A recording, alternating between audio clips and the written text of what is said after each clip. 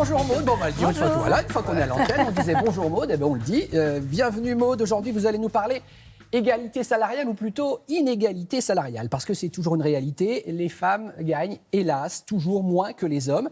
Alors c'est vrai que les entreprises ont l'obligation d'être plus transparentes sur leur politique salariale, et d'ailleurs ce soir, c'est pour ça que vous nous en parlez, ce matin la ministre du Travail, Muriel Pénicaud, va dresser un premier bilan de l'index d'égalité salariale. Maud, cet index, il a été mis en place au mois de mars, c'est récent. Oui, exactement. Depuis le 1er mars dernier, toutes les entreprises de plus de 1000 salariés ont une obligation, celle de publier leur index d'égalité salariale. C'est quoi ? En fait, c'est une note sur 100 qui va mesurer les inégalités au sein de leur structure entre les hommes et les femmes.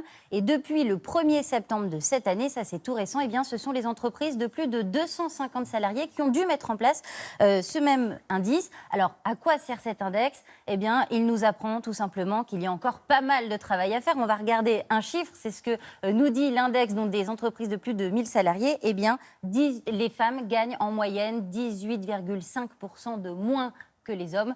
Donc vous voyez, il y a encore pas mal de boulot à faire. Et quand on monte chez les cadres, là, les différences s'accentuent et c'est 20% de moins en moyenne. Alors c'est très bien qu'il y ait plus de transparence sur la politique salariale des entreprises, mais ça sert à quoi concrètement de publier son index ? Alors ça sert à quoi ? En fait, les entreprises doivent avoir au minimum 75 points sur 100. Si elles ont moins de 75 points sur 100, dans ces cas-là, elles peuvent être sanctionnées. Alors elles vont avoir 3 ans quand même pour essayer de réduire ces inégalités. Vous vous doutez bien que ça ne se fait pas du jour au lendemain de remonter les salaires des femmes. Et donc elles vont avoir 3 ans pour le faire. Si elles ne le font pas dans les 3 ans, dans ces cas-là, elles pourront être sanctionnées à hauteur de 1% de leur masse salariale, ce qui peut être assez conséquent quand même. Alors vous venez de le dire, c'est vrai qu'une entreprise de bonne volonté qui veut rééquilibrer les salaires, elle ne va pas le faire comme ça d'un coup de baguette magique.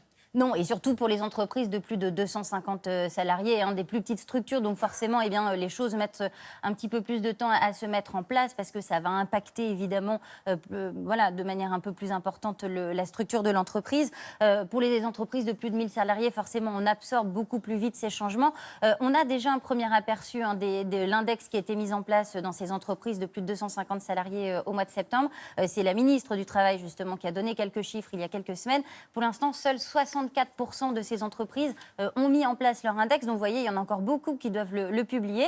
Et sur ces entreprises qui ont publié leur index, 16% sont dans le rouge. Ça veut dire que 16% ont moins de 75 points sur 100. Et donc, il va falloir qu'elles réduisent absolument ces inégalités. Sinon, elles finiront par être sanctionnées.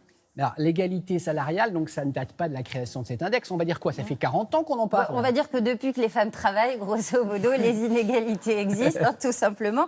Pourtant, c'est inscrit dans le Code du travail. Un employeur n'a pas le droit de discriminer, n'a pas le droit de donner une rémunération moins importante à une femme qu'à un homme pour un poste équivalent. Sauf que jusqu'à présent, on le voit bien, les chiffres parlent d'eux-mêmes, ces inégalités persistent. Et donc, cet index, il va peut-être apporter un petit peu plus de transparence. Ce ne sera pas le coup de baguette magique, mais en tout cas, ça permet de savoir ce qui se passe, ça permet d'avoir plus de transparence dans les entreprises. Évidemment, il faudra surveiller de près les entreprises qui ont moins de 75 points sur 100, puisqu'il faudra que dans les 3 ans, elles aient résorbé ces différences. Voilà, c'était l'Actu Plus du jour, signé Maud Descamps. Merci beaucoup Maud, et à demain.